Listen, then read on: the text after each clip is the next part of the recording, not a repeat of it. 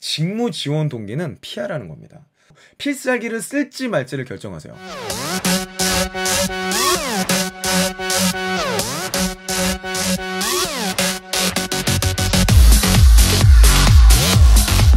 안녕하세요. 면접바 영입니다. 네, 여러분 오늘부터 면접왕 이영의 자소서 랩을 시작합니다. 자소서 랩이라는 재생 목록 시리즈를 만들고 이 컨텐츠를 집중적으로 우리 얼라이브 커뮤니티 함께 하신 분들의 사례를 분석해서 그것들을 깊이 있게 다뤄가도록 하겠습니다. 나중에는 이 내용을 IT 시스템까지 다 녹여서 완성해 드리는 게 제 큰 그림이에요. 그동안 제가 면접에 대한 이야기를 주로 다뤘는데 사실 센스가 있으신 분들은 그 내용이 자소서랑 다 연결이 되어 있다는 사실을 잘 아셨을 거예요. 그래서 이미 그렇게 준비를 하셔서 좋은 결과 얻으신 분이 굉장히 많죠. 그리고 제가 중간에 3C4P라는 프레임을 통해서 필살기를 잘 정리하는 방법에 대해서는 이미 수차례 영상들을 통해 다뤄드린 바 있습니다. 하지만 그럼에도 불구하고 필살기도 알겠고 성공 경험이 중요한 것도 알겠고 다 알겠는데 이거를 글로 어떻게 풀어야 될지 모르겠어요 하시는 분들이 굉장히 많고 도움 요청하시는 분들도 너무 많아요. 그 첫 번째 시리즈로 지원 동기에 대해서 말씀드리도록 하겠습니다. 자, 많은 분들이 지원 동기에 어려움을 겪으시더라고요. 자, 왜 그래요?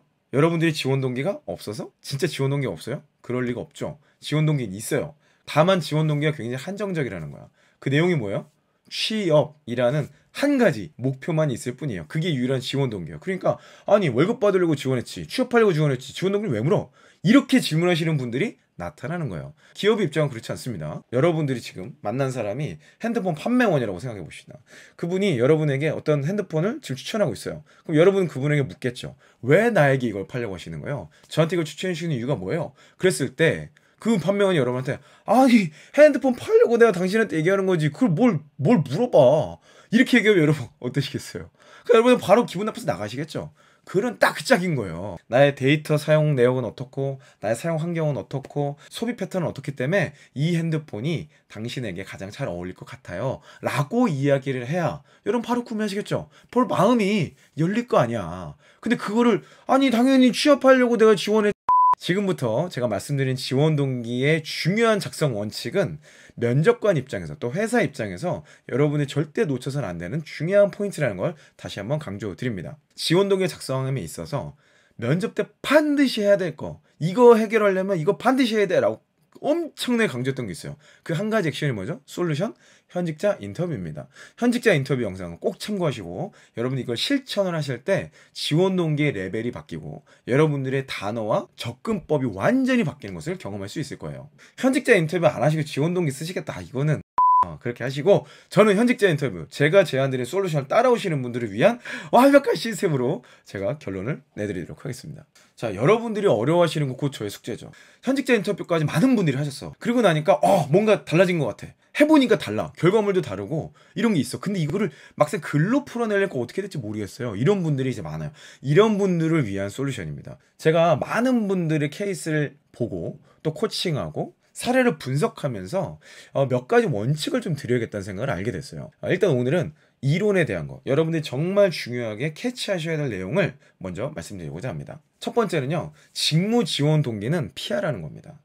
지원 동기를 작성하는 카테고리를 세 가지 정도로 제시를 해요. 직무 지원 동기, 산업 지원 동기, 직장 지원 동기. 자, 뭐 이걸 구분을 할 수도 있고 합칠 수도 있어요. 근데 직무 지원 동기는 저는 피하라고 말씀드립니다. 회사가 지원 동기를 묻는 이유는요, 대부분 우리 회사에 지원한 이유가 뭐냐요. 우리 회사라는 단어는 직무, 산업, 직장 중에 직장에 해당되는 내용입니다.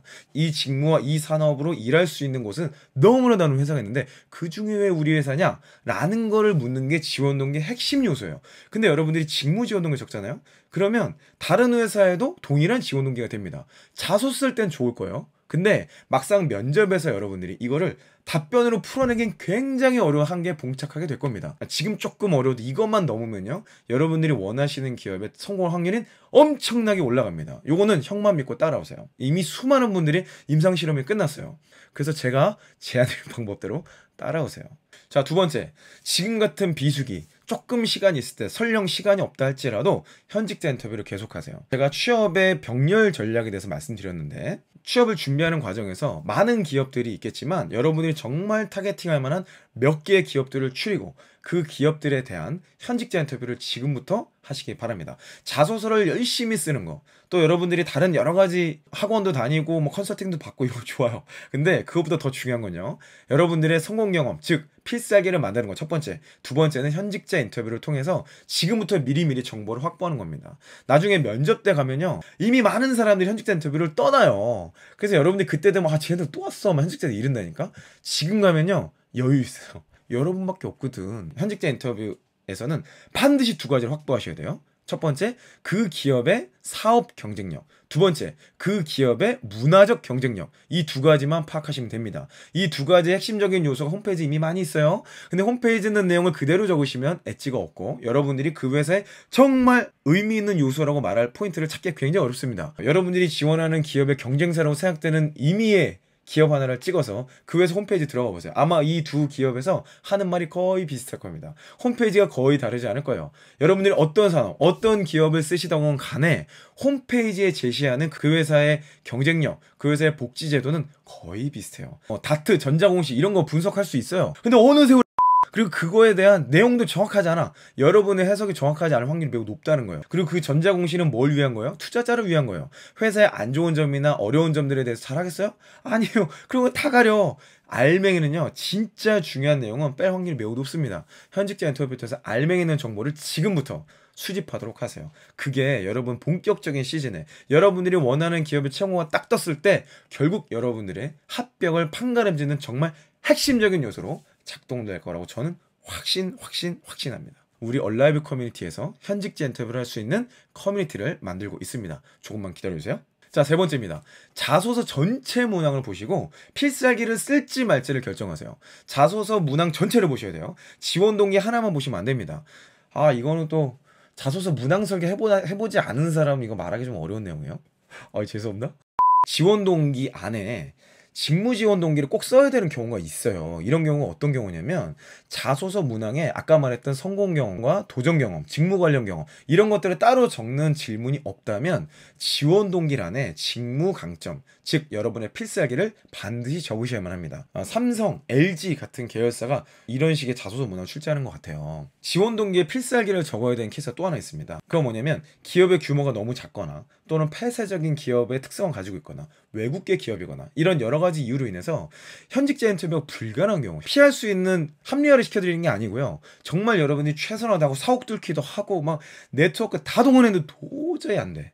그런 경우에는 어쩔 수 없이 지원 동기에 여러분의 직무 강점, 즉 필살기를 작성하시는 겁니다. 그래서 자소서 문항 전체, 회사의 전체 상황을 보고 지원 동기에 내 필살기를 적을지 말지를 결정하시는 거예요. 이 세 가지 원칙이 지원 동기를 작성하시는 데 있어서 정말 중요한 포인트라고 말씀드리고 싶습니다. 자, 오늘 핵심 포인트를 갈무리하면서 잘 작성된 지원 동기의 직관지표 세 가지를 말씀드릴게요.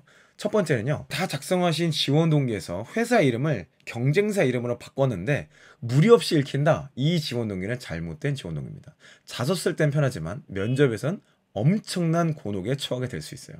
두 번째, 홈페이지나 인터넷 기사에 있는 내용을 그대로 옮겨놓은 지원 동기라면 그 지원 동기는 잘못 작성된 지원 동기입니다. 여러분의 소화된 언어가 없기 때문에 그래요. 실제로 현직자들이 사용하고 있는 언어가 아니기 때문에 그렇습니다. 세 번째, 특별한 이유 없이 직무 지원 동기로 퉁친다. 이거는 올바른 지원 동기가 아닙니다. 면접이 있어서 굉장한 어려움을 겪으실 거예요. 자, 제가 세 가지 직관지표 말씀드렸는데요. 자소서와 면접은 하나예요. 이것을 절대 잊지 마세요. 이걸 깨닫는 사람이 결국 최종 1승을 하는 거예요. 어느 순간 자소서와 면접을 한 방에 관통해서 그렇게 뚫리지 않던 채용이 한 큐에 뚫리는 걸 경험하시는 분은 제가 말씀드린 방법대로 따라오신 분이라는 거. 이미 엄청나게 많은 임상실험이 자, 다음 시간에는요, 오늘 말씀드린 지원 동기에 적으실 때 아주 구체적인 두 리스트 그리고 돈트 리스트를 사례와 함께 사례를 분석한 내용을 엎어서 설명드리도록 하겠습니다. 기대하셔도 좋을 것 같고요. 근데 이 연구 결과가 결국엔 여러분들의 더 완성도 높고 품격 있는 자소서를 만들어 드리는데 도움이 되도록 하겠습니다. 자, 오늘의 결론. 현직자 인터뷰